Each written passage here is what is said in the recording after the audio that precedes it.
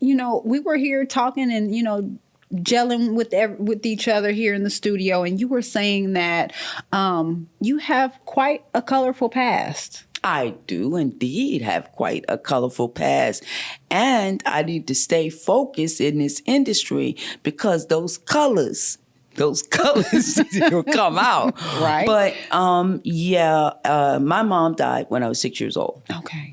I did not know how to deal with that loss. So I come from a 2-parent household. Okay. And my mom passed away and my dad was a single parent, and I have a sibling 3 years, my junior. Mm-hmm. And my dad was like, I don't know what to do with these girls. So we went to live with his mom. So it's almost like I lost my mom and my dad at the same time. And as a result, I don't even know if they were giving the PTSD, post-traumatic stress disorder, if they were actually identifying that. Even with veterans, I don't know at that time if they were identifying it, but I suffered with what we now know is PTSD. Yes, absolutely. And as a result, I started using drugs at 14. Oh, wow. 14 years old. My goodness. And I used drugs from 14 until 21 years old when I discovered I was pregnant with my son. And so, it was rough. And in my using in Harlem, I'm from Harlem, New York. Okay. Harlem, what's up, Harlem? Hey. Anything that you wanted from an underbelly perspective was in New York City. I got you. And so everything that came along with using, I experienced that. And so it was just really very, very dark. And what I didn't know, what I know now is that when you start using, you stop functioning, right? Mm-hmm. So I stopped functioning, and I didn't really mature the way I should have matured. And so when I got sober, I was clean, but I was still crazy. Okay. And I went through a lot of ups and downs, and I finally regained my humanity. Mm-hmm. And in regaining my humanity, I went back into the field of health and human services. Okay. And that really, it struck a chord with me. So let me just go back a minute. Yes. Before I went into the field, I got clean, but I didn't have skills to be a mom. Welfare wasn't cutting it, so I started selling drugs. How ironic is that, right? Mm-hmm. The same thing that was killing me, right? And I got arrested in a state transportation, and I went before this judge, and I was in federal court, and she was getting ready to slam me.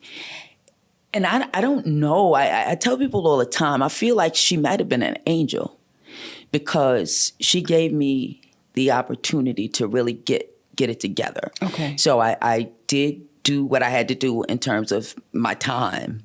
But she court ordered me to work in her courthouse. Oh, wow. For my community service. And in doing so, I was able to see the brokenness of the system, not just by the people who were committing these offenses. Right. But the system itself was broken. And as I saw people coming in and just that revolving door, it flipped a switch on.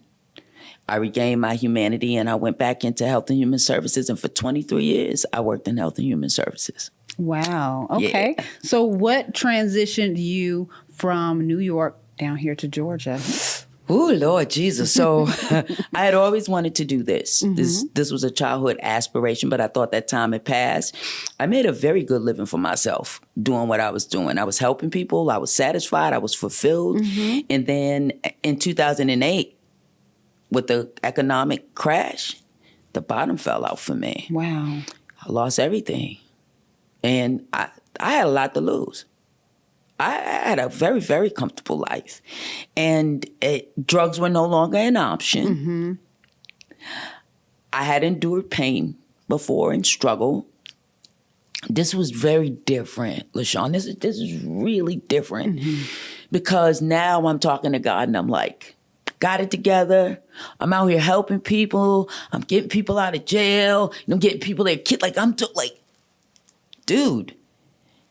He said, it rains on the just and the unjust. Hey.